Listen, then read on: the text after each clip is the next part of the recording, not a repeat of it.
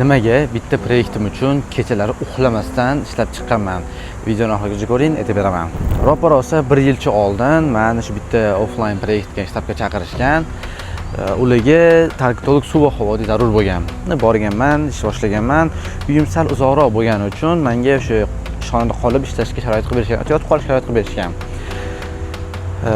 Kechalari men soat 12, 1, 2 gacha uxlamasdan ishlab chiqardim.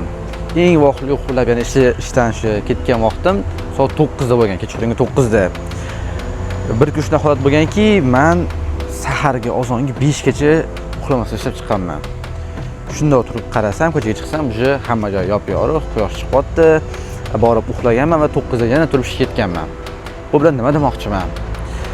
Xo'p, bu narsada o'zi nimaga men uxlamasdan uncha ishlaganman?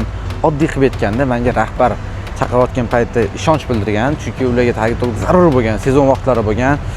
O'sha ishonamasangiz ham menga qilib ber, iltimos deyishgan va men o'sha hech qachon birov menga ishonchini buzmaganman. Shu sababdan men qo'limdan kelgancha bosib ishlab berganman. Agar rahbar inson xodimga ishonch bildirsa va agar xodim ham shunga yarasha yaxshi ishlab bersa, bu menimcha muammosi bo'lmaydi hech qayerda. Lekin agar xodim zo'r ishlasa, rahbar shunga yarasha xodimni rag'batlantirmasa, menimcha libboy xodimni ishlash koeffitsiyenti juda tushib ketadi.